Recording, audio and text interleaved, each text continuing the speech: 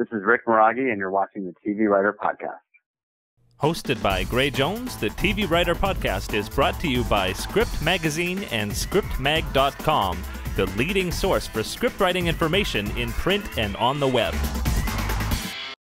This is Gray, and I'm here with Rick Muirragui, writer-producer, currently on Suits. How you doing, Rick? Doing great. Thanks for having me on the show. I appreciate you being here, and I think your story is of particular interest to people who want to break in, and we'll get to that in a few minutes. But first, we want to get to know you a little bit. And so, where did you start out, and when did you decide that you wanted to be a writer? I think like a lot of people probably listening, I feel like I wanted to be a writer for as long as I could remember. I just didn't really know what I could do about it, really, other than, writing stories and things like that. Mm-hmm. I studied journalism in high school. I grew up mainly in Virginia. My dad was in the U.S. Army, and so we were mainly based in Virginia, although we also lived in Europe for 6 years when I was growing up. So the idea of working in Hollywood, I didn't even really understand the way that the industry worked, or that there were TV shows that had writers. I don't know if it occurred to me or what, but or it didn't occur to me. But so I studied journalism, and I was always writing short stories and things like that. And then I went to Virginia Tech, where I continued to study journalism and creative writing. And once I was there, I really sort of was bitten by the bug in terms of trying to figure out how I could make a living as being a writer and exploring that. So the practical side of me studied journalism so that I could maybe find a job writing when I graduated. And then the other side of me was writing short stories and screenplays on the side, dreaming of sort of, breaking in another way. Mm-hmm. And so when you say screenplays, being in Virginia, what introduced you to the form, and how did you go about it at that time? When I graduated college, I remember picking up screenplays in the local bookstore, the Barnes & Noble or the Borders that were near my house. So I bought, screenplays for movies like Trainspotting or Shakespeare in Love or Good Will Hunting. Mm-hmm. I'm actually looking at them right now on my shelf. Yeah. And those are sort of my guides in terms of what a screenplay looked like. It's funny though, one of the scripts, I think it was Shakespeare in Love, didn't look like a screenplay. I realize now that the formatting was incorrect. They sort of had made it look different for the book, they italicized action lines and all this sort of strange stuff. So my first screenplay looked like that. Oh no, because I've read that screenplay and I remember it being formatted correctly, but I guess I got the proper version. You probably got the proper version. I bought a version at the bookstore. And so I sent the script to a friend of mine who actually was living in Los Angeles at the time and was an aspiring screenwriter. And he was like, "What is this?" and then he sent me some other scripts, and I was like, "Oh, okay, I get it. Okay." Uh-huh. So it was, but it was about trying to find scripts and read scripts and understanding not just how they look, but also how they sound and what does a scene look like, that sort of thing. Cool. So did you read any books on screenwriting, or it was just reading scripts that gave you that training? No, I definitely read some books. I read Adventures in the Screen Trade, the William Goldman book, which is a great book. William Goldman wrote Butch Cassidy. I'm sure for your listeners who don't know, he wrote Butch Cassidy and the Sundance Kid and The Princess Bride and Marathon Man, among many others. And it's a fantastic book. And he actually includes I think it's the full screenplay for Butch Cassidy and the Sundance Kid in the book. It's just a beautiful book. It really walks you through sort of what it's like to be a screenwriter, and he's just great. It's a great book. So I highly recommend that. I read a bunch. I read Sid Field's screenplay. What else did I read? There were a couple of books like interviews with screenwriters. I read a book called My First Movie, just things like that. When I first started writing screenplays, I really was focused on features because that's what I knew people did. I knew people were screenwriters who wrote movies. I didn't really know much about the TV world, although at the time I had several television shows that I loved, and TV was sort of, I think the last 12, 15 years has really emerged as kind of the golden age of television, where a lot of fantastic writing is going on, and maybe starting with The Sopranos, but maybe even before that, And so I really was drawn to features at first, and then sort of made a shift to television. And so was there any particular event that prompted that, or was it, did you come across a TV script, or what was that time? Yeah, I moved out to Hollywood. I took everyone's advice, which was to take the first job you can get in the industry, try to meet people, try to make connections, try to learn how the city works, how the industry works. And so my very first job, I was a production assistant on the show Roswell, which was on the WB. Oh, and neat. then later, actually, I think when I came on, it had just switched over to the UPN. Mm-hmm. It was the show with these 3 teenagers who were aliens, and it was sort of, and then their 3 friends and love interests who were not aliens. And it was a really great show, actually developed by Jason Katims, who, went on to do Friday Night Lights and Parenthood and some wonderful shows. Just a great writer. So that was my very first job.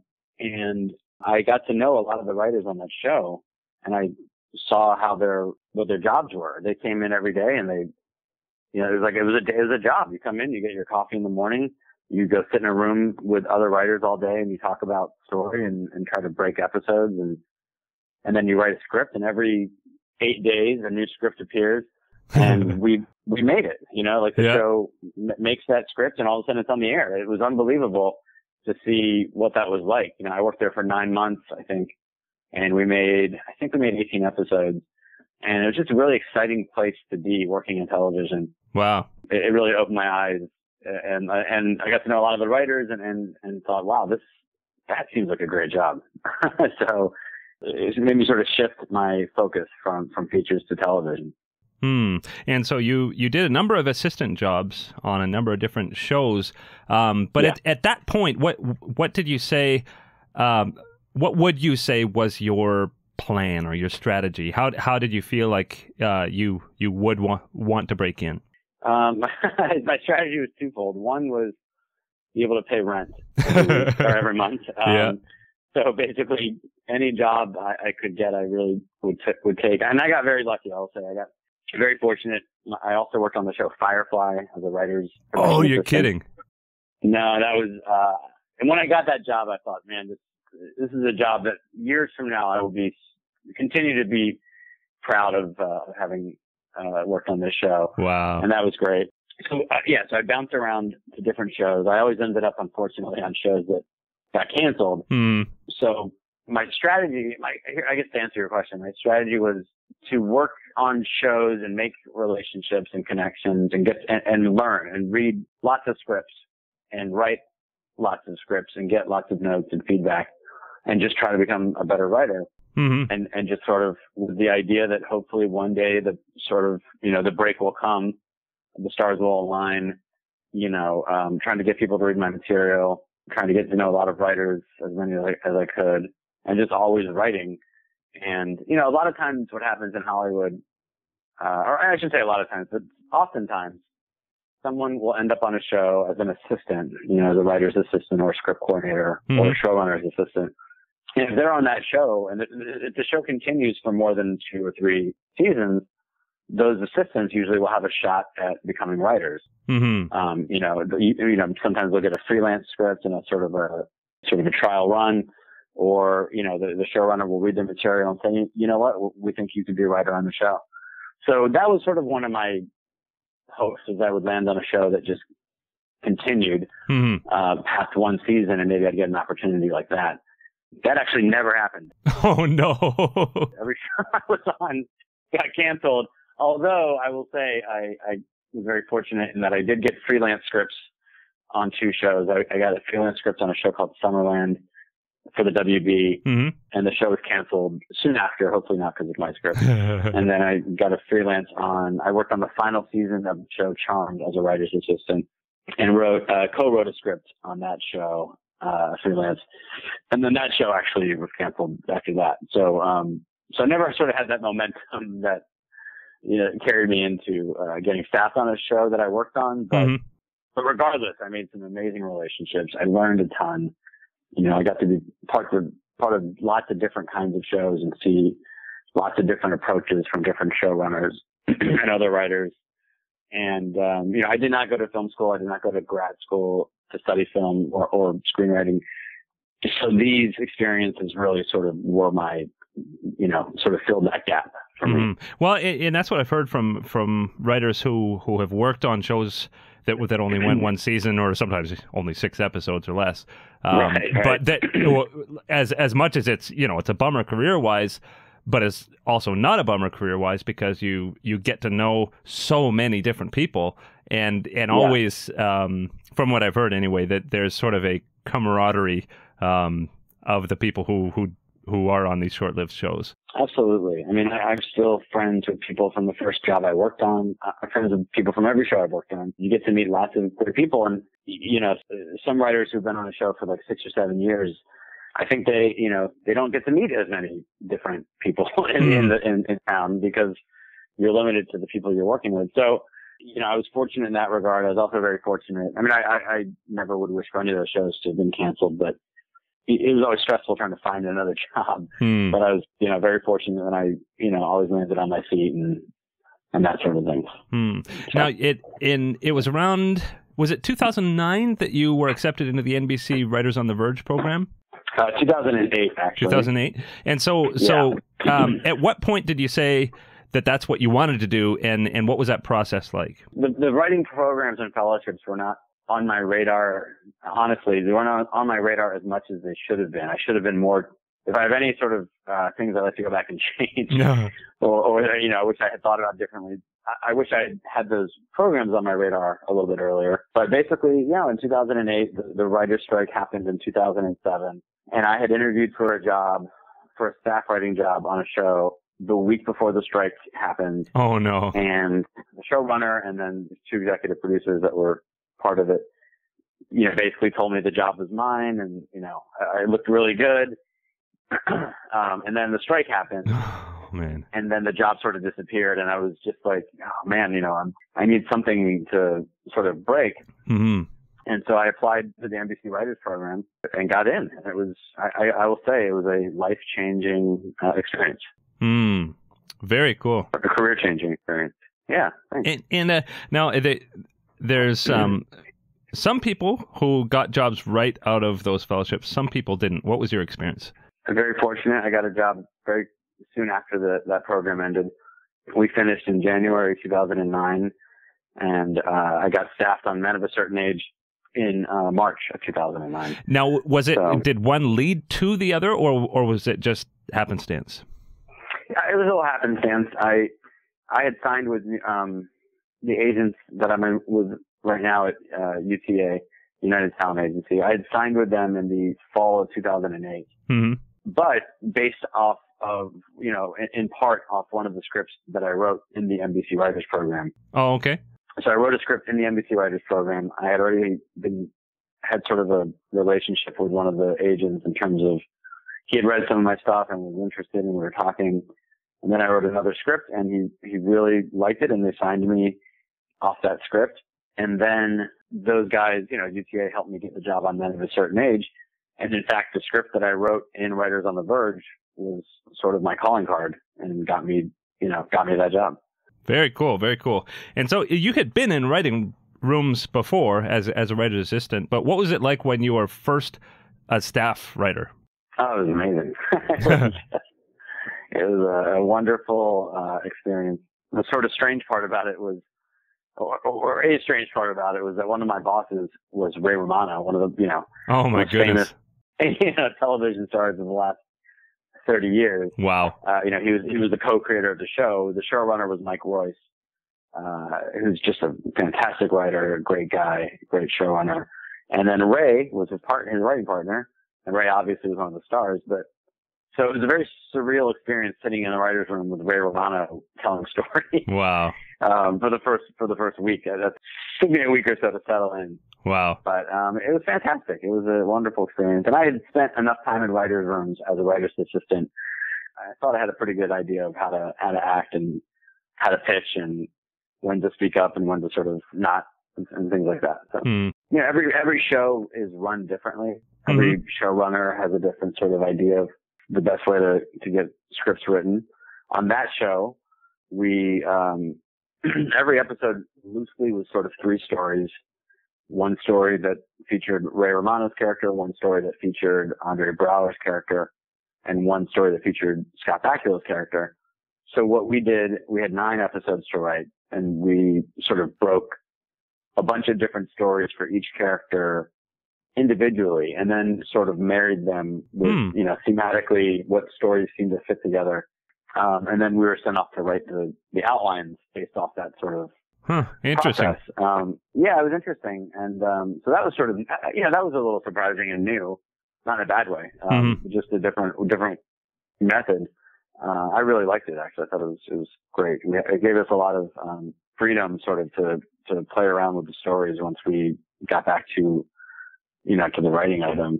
Because on most shows, including the show I'm on right now, Suits, what you do really is you break it one episode at a time, and you sort of break it A to Z on the board, and you sort of know what every beat is going to be. What's your in, what's your out, what's your conflict in the scene, what's your surprise, what's the turn, and you get a good sense of what the episode's going to look like.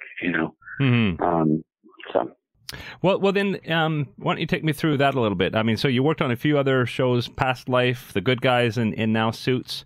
But maybe you can break down from the initial idea toward the outline, sort of how something goes from an idea to an episode. Sure. Well, in the beginning of the season, what we typically do is we spend a week or 2 weeks, or 2.5 weeks, whatever it takes, sort of mapping out what the season is going to look like. And for last season and for this season, we're making 16 episodes, and they air episodes 1 through 10 air, and then we take a break for a few months, and then episodes 11 through 16 air. So for season 2, we were thinking in terms of what's our first 10 episodes? What's that first summer run going to be? What's our premiere? What's our finale? Where do we want to get to? And then so we sort of do that first. And then along the way, we all are kind of pitching different cases, like what are some interesting cases that could be part of the show. And included in that, actually more importantly than the cases, are what are some interesting interpersonal dynamics between our characters? What are some things that we want to see between them? So those all become ideas that kind of we start to get specific and assign different ideas to different episodes. For example, in season 2, we had a new antagonist on the scene. One of the managing partners of the law firm, who had sort of been absent for 5 years, came back. And so we knew we wanted this guy to be a formidable opponent, and we wanted to play stories with him, and we knew that he had a plan to try to take back the firm. But we didn't want our characters to know that yet. So we were sort of working within those parameters. And, in episode 3, the germ of the idea was that one of our main characters, Harvey, has to work with this managing partner on a case. The guy's name is Hardman. But really what he's trying to do is sort of figure out if this guy has a secret agenda. That was sort of the very first sort of building block for our story. And then we sort of fill in the blanks and sort of figure out what that's going to be, and so on and so on. So those are sort of like how, they all start with very small germs of ideas. And, this year we have 9 writers on staff. Last year we had 8. And basically it's a lot of sitting in the room together from 10 till 7 every day with a lunch break. And we're just bouncing ideas around. We're debating. We're trying to go down some roads and see what sticks. We're pitching to each other. You hammer away at it until the story starts to emerge. Wow. Very, very cool. And then, once it's all fleshed out, then, a writer has chosen to make an outline of it. That's right. In this show, is that outline sent to the network? Yes. Yeah, we do. We do send our outlines to the network. Most shows seem to do that. That's something I learned in television. I had not done a lot of before when I was writing scripts. Was outlining, which we can talk about that also. Oh, sure. Yeah. Why don't we do that? Yeah, sure. Well, just in terms of the importance of outlining, and because in television, you're making shows so quickly, in cable for Suits, every 7 days, you're basically making a new episode of the show. Wow. So the outlining process is very important for a number of reasons. One is it helps everybody see what the story is going to be. Our outlines are usually 15 pages, so we actually have a lot of detail in our outlines. What will a scene look like in this show? What will, in this episode, what's some of the dialogue, what's some of the fun, the humor, or the romance, or the suspense, or what are the cool moves that are going to happen? And it's very important for all of us to see what the episode might look like, you know, and starting with our boss, like, you know, even if he's signed off on a pitch or he's pitched an episode, he still wants to see what it's going to look like, you know, in outline form, to see if it's working. And then once we sort of get that figured out internally, and, you know, there's always some back and forth and some notes, and we rejigger some things, then yes, it does go to the network, and that gives them a snapshot of what this episode's going to be. And then they can weigh in. I mean, it's always easier to weigh in at the outline stage when things are, you know, at the script stage, when you have a 60-page script, pulling threads is a lot more problematic. Yeah. And harder to fix. But at the outline stage, you're still working with the building blocks. So it's easier to move pieces around or take pieces out or replace them.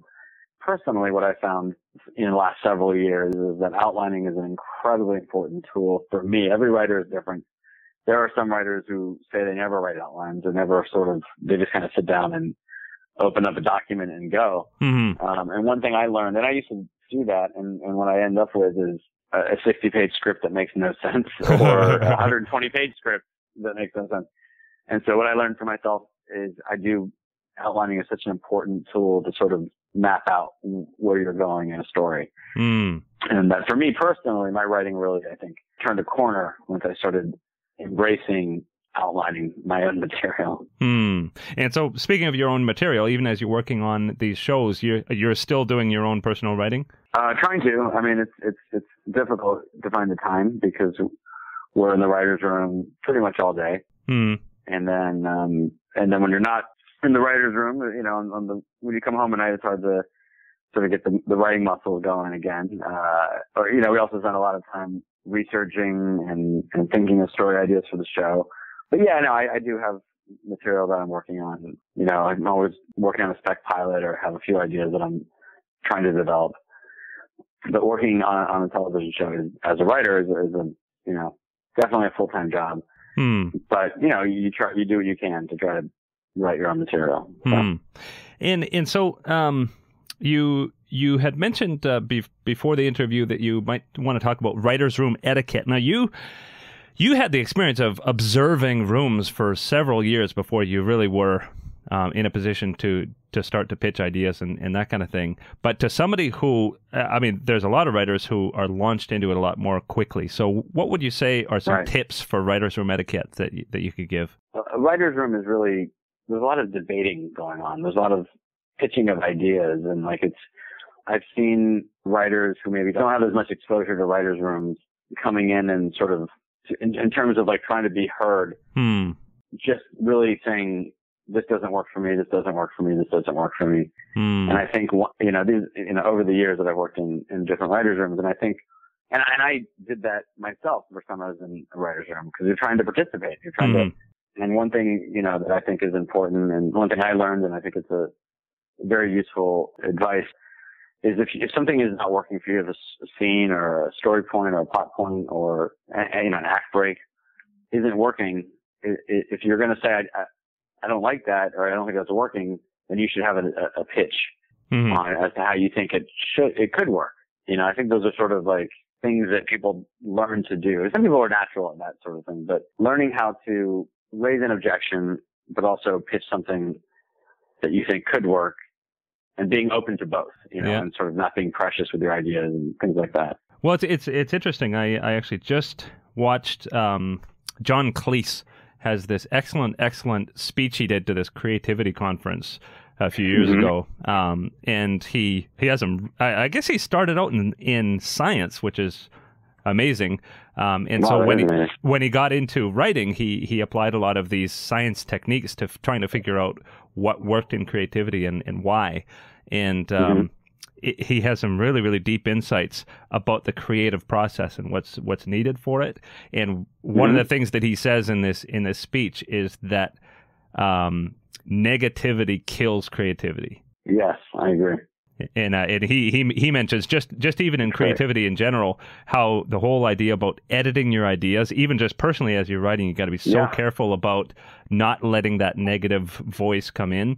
And he mentions in collaboration how building on what somebody said, like saying, well, what if we do this, rather than that's bad. Yeah, absolutely. I think that's also a point I wanted to make, which is one thing I've learned or tried to embrace myself is there are, this is a cliche, but there are no bad ideas. I mean, sometimes the greatest sort of stories you can tell start with the most unlikely of scenarios. And I think that can be really exciting when it's like, well, how could we make that? Could never work. We can't make this character do that.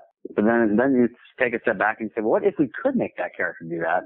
What if we could make it believable and interesting and make it something that this character actually would do? And that turns into a fantastic story. I mean, I think that's sort of, our show is about a sort of a hotshot Manhattan attorney who takes under his wing a young prodigy genius who didn't go to law school but has an affinity for the law. And together they lie about the younger man's credentials and say that he is a lawyer, that he went to Harvard Law School and all these, that sort of thing. And, you can hear that premise and say, oh, you can never do that. But it's like, well, what if you could do that? What if you could make it work and make it believable? And that's the story. That's what the pilot is about. And that's what our show is about. So I think negativity and beating down ideas before they can sort of, have a chance to blossom is an important thing, is like when you hear something that seems like it might not work, that might be your key. That is something, you're onto something, you're on something interesting. Yeah. John Cleese called those, intermediate possibles. Yeah. And he made the point that you might need that bridge to get to your good idea. If you kill it, you've taken down the bridge. Absolutely. Absolutely. And that's something that I think is great about the show that I'm working on right now, Suits, is we're a very open room. We're very, our boss encourages us to come up with what are some game-changing ideas that you think are crazy and could never work. Maybe we can make them work. And that's our starting point. Because then even if you don't go as far as the craziest idea, like you're saying, vis-a-vis John Cleese, like that maybe it gets you someplace you wouldn't have gotten to had you just sort of killed all the ideas in their infancy. So. Very, very, very cool. Well, and why don't we move on to tips for breaking in? Now, you followed in your career sort of one of the, I don't know what to call it, the standard methods for breaking in, which is definitely. Move to Hollywood and get a job wherever you can. Try to get in at the assistant level, gradually move in towards writing assistant, try to get some freelance scripts, get your writing noticed, write a lot. Also using the fellowship program. And so you did a lot of the things that everybody would say were right things. But along the way, what have you learned that might help somebody breaking in who's earlier in the process? Well, one thing I've learned is that there is no right or wrong way to break in as a writer in Hollywood. And, I've worked with dozens of writers, maybe even if I counted it up, over 100 different writers. I have no idea, but lots of different writers, and everybody has a different story of how they broke in. For example, one of the writers on our show is a young woman named Erica Lopez. She was a New York playwright living in New York, and her manager was able to get one of her plays to the show Lone Star, to the showrunners on the show Lone Star 2 or 3 years ago. She had not written a TV script at that point. And they read her play. They loved it. They loved her voice. They loved her writing. And they said, we want to make you a staff writer, And it's an amazing story. Yeah. Oh, I know a writer like that too. Phil Klemmer. Yeah. He had never written a TV episode, and he had met Rob Thomas at a Halloween party. And Rob Thomas said, you ever thought about writing in TV? Can you write a spec? So he wrote a spec in 2 weeks and got hired as a staff writer on Veronica Mars. That's a great story. Yeah. Phil Klemmer actually was my mentor in the NBC Writers Program. Oh, you're kidding? No. Very, very cool. Yeah, no, I know Phil pretty well. Oh, that's great. Yeah, we had a writing mentor and an executive mentor. Mm-hmm. And my writing mentor was Phil Clemmer, and at the time he had moved on to Chuck. I think Veronica Mars was over, and he was writing on Chuck. And yeah, he's a great guy, great writer. He's very successful career, just a fantastic person. Yeah. Oh, I love Phil. Oh, that's so funny. That's great. And so, so he had a different, I believe he was Michael Gondry's assistant for years or something like that. Yeah. So there is no right or wrong way. I worked on the show Past Life, which was created by a writer named David Hudgens, mm-hmm. who was on Friday Night Lights and Everwood, among other things, and currently writes on Parenthood. And he was a lawyer living in Dallas, Texas, and with his wife and kids, and was writing, I think, on the side, and then one day just moved out to Hollywood, and he broke in. In fact, he does a podcast interview with a woman named Jennifer Grisanti that is also fantastic. For your listeners who are looking for other podcasts to listen to, that's a great one. Oh, I love Jen's podcast. Yeah, she's great. And that interview with David Hudgens I recommend it to anybody to listen to. Mm-hmm. So there's lots of different ways to break in, for sure. That's one thing that I learned quickly. Everybody has a different story. Yeah. And I do think it's important to qualify. We've mentioned a couple of extremely rare cases where somebody breaks in without doing a lot of the legwork first. I also know of other writers, like one who literally was an assistant for 10 years before he finally was able to break in. And that's after, actually, interestingly, he had actually gotten a freelance script. And so he wrote a freelance script. It was produced, and then he did 10 years before he got another one. Oh my gosh! Wow. Yeah, it's incredible. That's the thing. There's different ways that, and you never know when it's gonna happen. And I think perseverance is a huge part of it. If you really, really, really want to do this, and you really keep at it and love writing and can hang in there, I think if you're a good writer and you work hard at it and you are a good person and meet the right people and make the right kind of relationships, I think you can do it. Very cool. Well, that sounds like an excellent place to end up. Are you on Twitter? Can people reach you anyhow? Sure. I am on Twitter. I don't tweet that much, but once in a while. My Twitter handle or name is _real_Rick. So it's the real Rick. The real Rick. Okay. I started that name as a joke 5 years ago because Shaquille O'Neal was tweeting as the real Shaq. And I thought that was a funny name. And so I made up the real Rick. The real Rick. Maybe I should change it. Well, it's easy to remember. Yeah, I guess it's easy to remember. So, cool. Well, I think if you Google Rick Muirragui on Twitter, that probably would come up, I guess, or search me on Twitter. Yeah. So, yeah. Very cool. Well, Rick, I appreciate you being so generous with your time. Thanks, Greg. Yeah. And definitely lots of great insight. I'm sure people are going to love this. Oh, great. Thank you very much. Thanks for having me on the podcast. Great. Okay. Well, thanks so much. Okay. Take Bye-bye. Care. Hosted by Gray Jones, the TV Writer Podcast is brought to you by Script Magazine and ScriptMag.com, the leading source for script writing information in print and on the web.